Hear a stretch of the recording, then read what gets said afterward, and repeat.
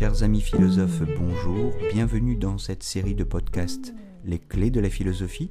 Je m'appelle Jérôme Ravenet et je partage avec vous des conseils et une réflexion sur les clés utiles pour entrer en philosophie à travers les exercices académiques de la philosophie, la dissertation et l'explication de textes autour des auteurs du programme officiel des examens et concours du secondaire et du supérieur.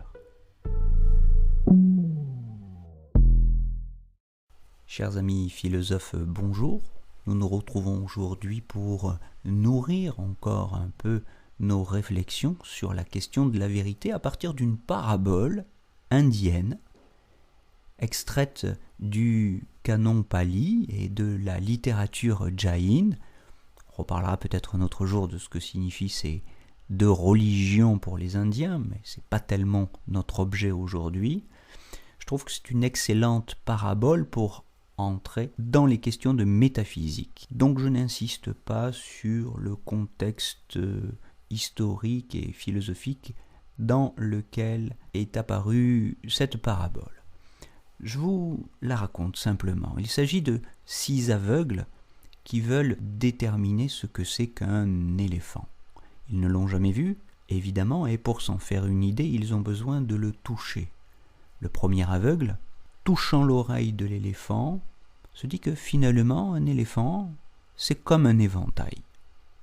Le deuxième, qui touche le ventre de l'éléphant, trouve qu'il ressemble plutôt à un mur. Le troisième, qui touche une patte de l'éléphant, trouve qu'il ressemble plutôt à un arbre, un tronc d'arbre. Le quatrième, qui touche la queue, le compare à une corde. Le cinquième, qui touche une défense de l'éléphant, trouve que ça ressemble plutôt à une lance ou une épée. Le dernier, enfin, qui touche la trompe de l'éléphant, considère que un éléphant, c'est comme un serpent. Alors, on reviendra sur la question que tout le monde se pose. Finalement, un éléphant, c'est quoi ?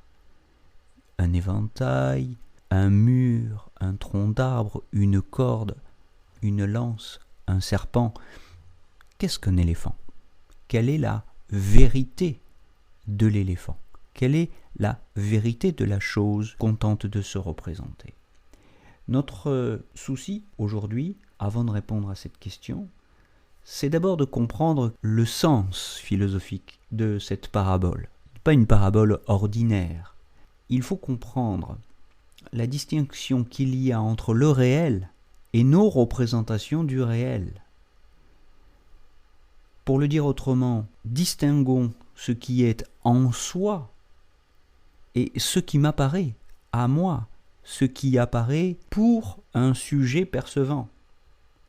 Distinguons, pour le dire encore autrement, entre ce qui est objectivement et ce qui est subjectivement perçu, pensé, représenté. Distinguons ce qui est, c'est-à-dire l'être de la chose même, et ce qui m'apparaît, c'est-à-dire l'apparence. Distinguons la vérité avec un L majuscule, même si vous voulez. La vérité de la chose même, res ipsa, et ma vérité.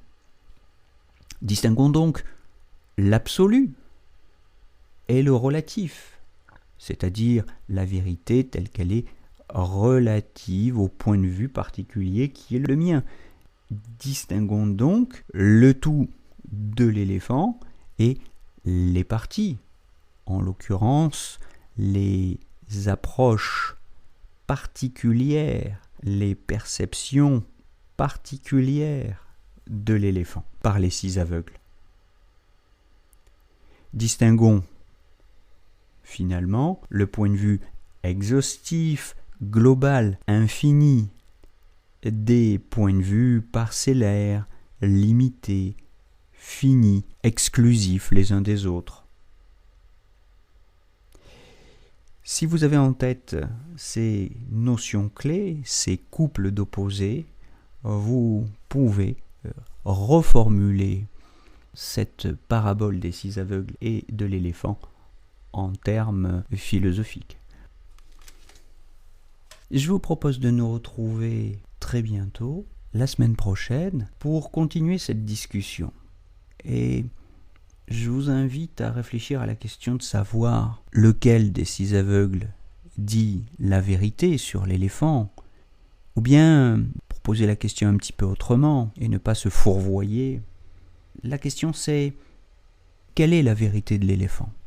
En quoi consiste la vérité au sujet de cette énigme dont l'éléphant est le symbole? Je vous laisse y réfléchir et nous nous retrouvons la semaine prochaine pour en parler encore et tenter d'y voir un peu plus clair. À la semaine prochaine.